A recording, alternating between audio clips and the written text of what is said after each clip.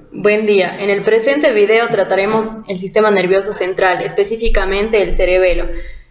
Los expositores son Evelyn Brito, Camila Briones, María José Morejón, Santiago Reyes y Gabriel Rodríguez. Formamos parte de los estudiantes del tercero ciclo E de la Universidad Católica de Cuenca de la Facultad de Medicina en el periodo marzo-agosto 2018. Bien, daremos una breve descripción de cerebelo. El cerebelo se encuentra detrás de la parte superior del tronco encefálico y está formado por dos hemisferios y una región central llamada vermis. El cerebelo recibe información de los sistemas sensoriales, de la médula espinal y otras partes del cerebro, y regula los movimientos motores. El cerebelo coordina los movimientos voluntarios como la postura, el equilibrio, la coordinación y el habla. En su configuración externa que hablaremos presenta una cara superior, una cara inferior, una cara anterior, lóbulos y lobulillos. En su configuración interna presenta una sustancia gris, una corteza cerebelosa, núcleos cerebelosos y una sustancia blanca. A continuación vamos a hablar sobre la cara superior del cerebelo. Sobre la línea media de esta podemos observar el vermis del cerebelo. A cada lado de la cara superior es casi plana y se inclina lateral e inferiormente, representando la cara superior de los hemisferios del cerebelo. La cara superior del cerebelo está limitada por un borde descrito con el nombre de borde circunferencial del cerebelo, que lo podemos observar en esta parte.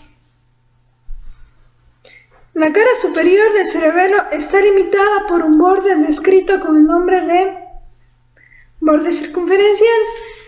Este borde separa la cara superior de las otras dos. Es irregular y presenta dos escotaduras medias.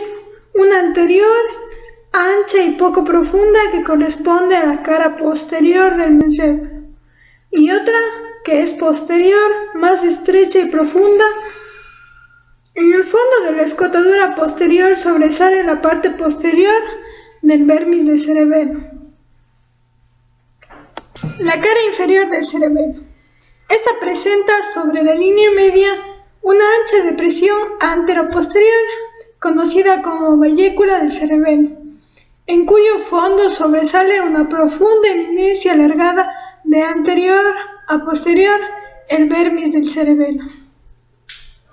En esta parte media de la cara inferior del cerebelo corresponde inferior y anteriormente a la médula oblongada. A cada lado del vermis del cerebelo se observa la cara inferior, convexa, de los dos hemisferios cerebelosos. Dos surcos muy profundos separan el vermis del cerebelo de los hemisferios cerebelosos, y son estos que se presentan aquí. A continuación hablaremos sobre la cara anterior del cerebelo. Esta cara se orienta inferior y anteriormente. Está ocupada por un fondo de saco del cuarto ventrículo que circunscribe las formaciones que unen el cerebelo a la médula oblongada y al puente. Esta prolongación ventricular está limitada superiormente por el extremo anterior del vermis del cerebelo o língula, como podemos observar aquí, y por el velo medular superior, que se encuentra aquí. Inferiormente y sobre la línea media por el extremo anterior del vermis del cerebelo o nódulo, que se encuentra aquí. Inferiormente y a cada lado del nódulo por el velo medular inferior, que se encuentra aquí, y a los lados por los pedúnculos cerebelosos, que son estos de aquí. Ahora hablaremos sobre el velo medular inferior. Este está constituido por láminas blancas aplanadas de superior a inferior. Se extiende desde los dos lados del nódulo hasta el extremo medial de un pequeño lobulillo denominado flóculo. Su borde posterior se confunde con la sustancia blanca central del cerebelo.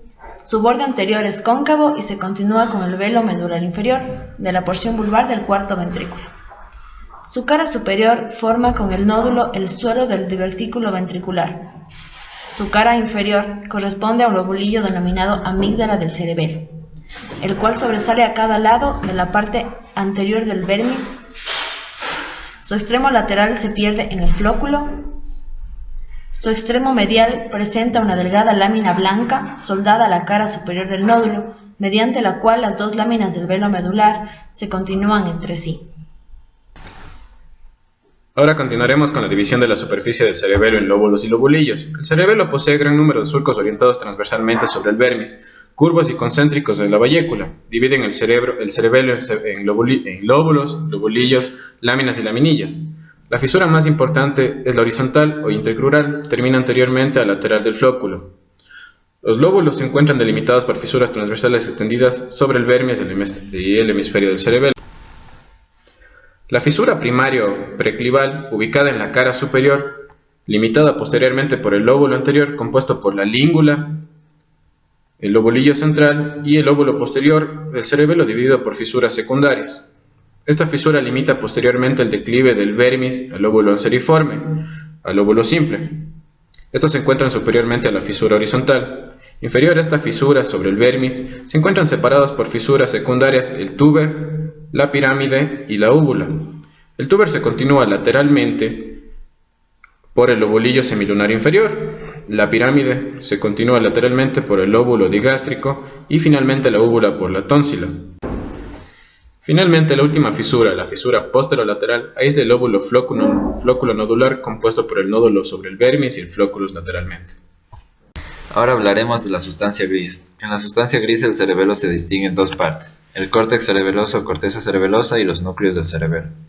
En cuanto a la corteza cerebelosa, la sustancia gris cubre toda la sustancia cerebelosa por medio de una delgada capa cortical, interrumpida solo en la cara anterior del cerebelo a nivel de los pedúnculos cerebelosos, el velo medular superior, del velo medular inferior y del divertículo ventral, que limitan estas diferentes formaciones.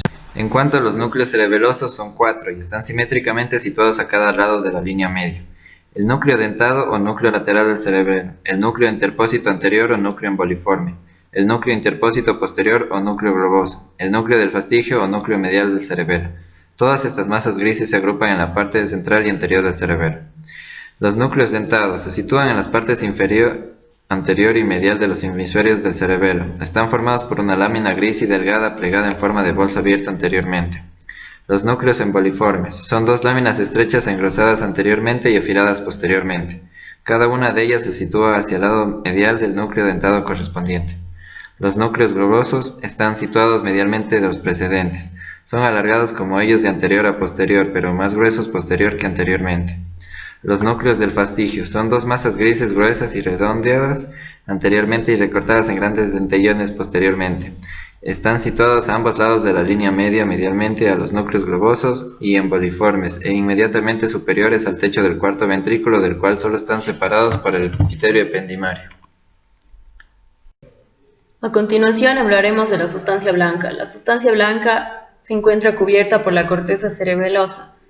Esta rodea los núcleos cerebelosos, compuesta principalmente por las prolongaciones axónicas con mielina, y tiene la función de transportar la información nerviosa. Se encuentra en la parte interna del cerebelo y está compuesta por fibras aferentes a la corteza y núcleos profundos, fibras eferentes de núcleos profundos y axones de las células de Purkinje. Ahora hablaremos de una patología cerebelosa, conocida como meduloblastoma. Esta patología es un tumor cerebral que comienza en la parte posterior del cerebro, denominada cerebelo. Este tumor es maligno. Tiende a diseminarse a través del líquido cefalorraquídeo, el cual rodea el encéfalo y la médula espinal. El tumor empieza en las células fetales del cerebro. Existen al menos 3 subtipos de meduloblastomas. Entre ellos tenemos el clásico, que es del 90%, el dermoplásico, el 6%. Este se va a dar con frecuencia en los adultos. En las células grandes tenemos el 4%, hay muy pocos casos reportados. Esta enfermedad no es hereditaria. Los síndromes de Gorlin o el síndrome de Turco aumentan el riesgo de generar meduloblastomas. Estos producen dolores de cabeza, náuseas, ataxia, deficiencia motora y problemas de la vista, aunque estos últimos son muy poco comunes. Como en cualquier tumor, las técnicas para su tratamiento más adecuadas suelen ser la cirugía, extraer el tumor posteriormente al paciente.